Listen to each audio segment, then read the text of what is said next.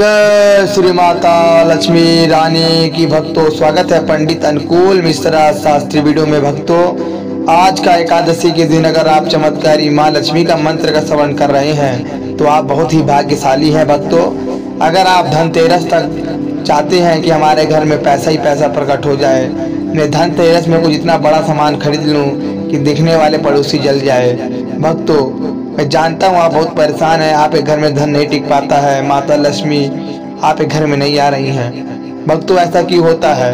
क्योंकि जब माता लक्ष्मी नाराज होती हैं तब आपके घर में धन आना रुक जाता है और तिजोरी पूरी खाली हो जाती है। भक्तों, कहा जाता है शास्त्र में, अगर आप यह चमत्कारी मंत्र को एकादशी के दिन सुन लेते हैं तो माता लक्ष्मी साक्षात आपके घर में प्रकट होती हैं और बिना देर किए हुए प्रसन्न होकर आपके घर में धन की वर्षा कर देती हैं। भक्तों, आप भी बिना देर किए यह मंत्र का श्रवण कर लीजिए। आइए। ओम ह्रीं श्रीं लक्ष्मी शक्ति रूपेण धनं देवी सर्वभूतेषु नमः। ओम ह्रीं श्रीं लक्ष्मी शक्ति स्वरूपे धनं देहि सर्वभूतेषु नमः। ओम ह्रीं श्रीं लक्ष्मी शक्ति रूपेण धनं देवी सर्वभूतेषु नमः। ओम ह्रीं श्रीं लक्ष्मी शक्ति स्वरूपे धनं देहि सर्वभूतेषु नमः। ओम ह्रीं श्रीं लक्ष्मी शक्ति रूपेण धनं देवी सर्वभूतेषु नमः। ओम ह्रीं श्रीं लक्ष्मी शक्ति स्वरूपे धनं देहि सर्वभूतेषु नमः।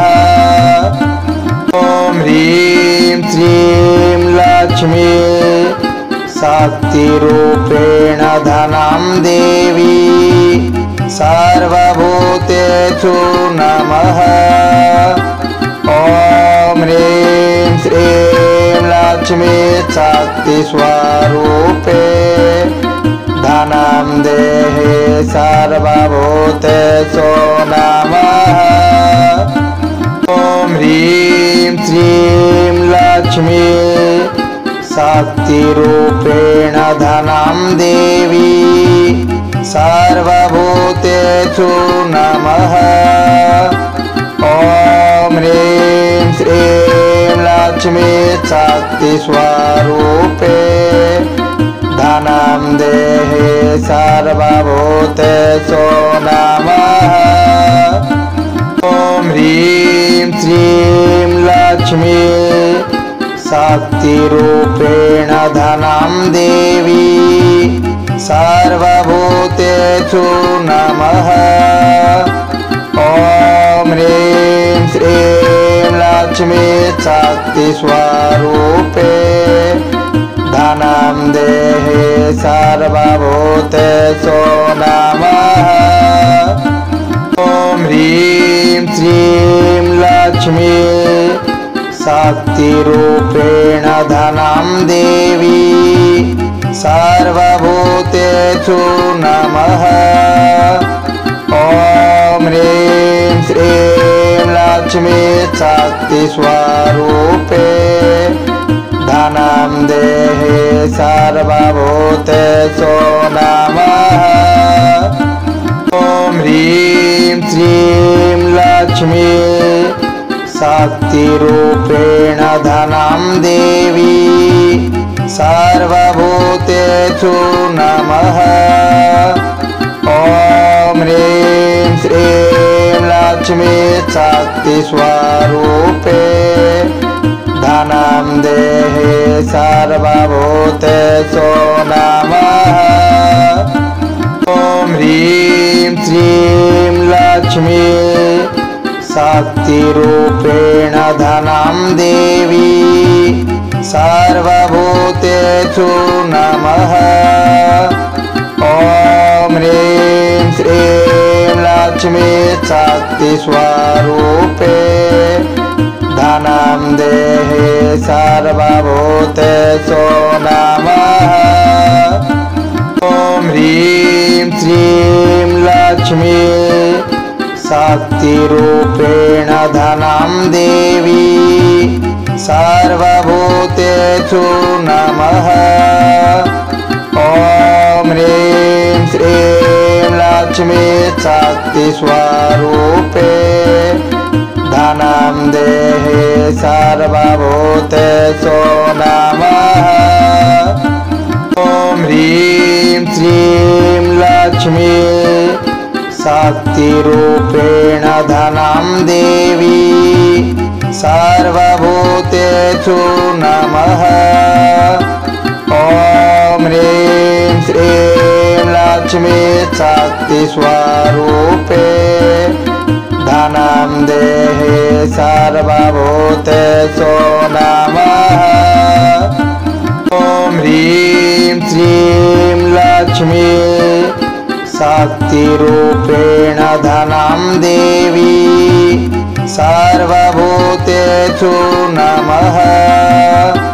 ॐ ह्रीं श्रीं लक्ष्मी शक्तिस्वरूपे धनं देहि सर्वभूतेषु नमः।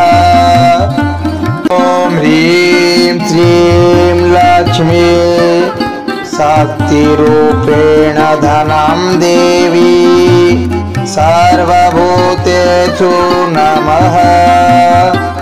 ॐ ह्रीं श्रीं लक्ष्मी शक्तिस्वरूपे धनं देहि सर्वभूतेषु नमः।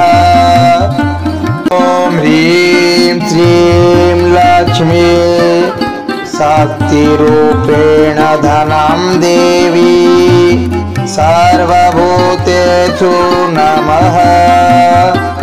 ॐ ह्रीं श्रीं लक्ष्मी शक्तिस्वरूपे धनं देहि सर्वभूतेषु नमः।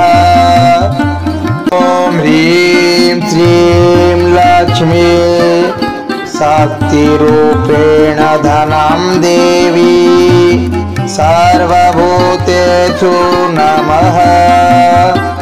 ॐ ह्रीं श्रीं लक्ष्मी शक्तिस्वरूपे धनं देहि सर्वभूतेषु नमः।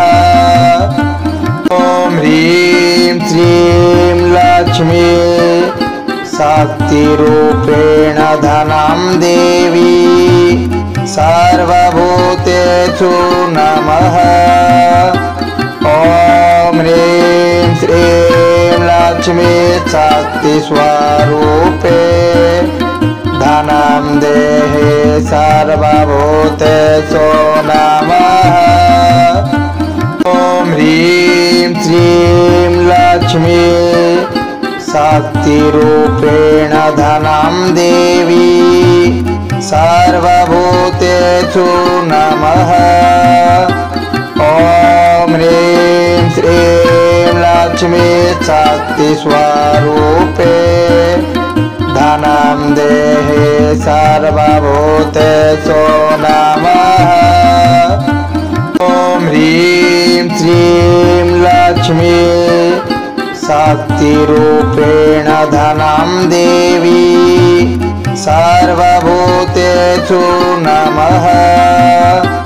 ॐ ह्रीं श्रीं लक्ष्मी शक्तिस्वरूपे धनं देहि सर्वभूतेषु नमः। अगर वीडियो अच्छी लगी तो वीडियो को लाइक कमेंट शेयर सब्सक्राइब जरूर कर ले और बेल आइकन दबा दे और हमारे चैनल को सपोर्ट करें।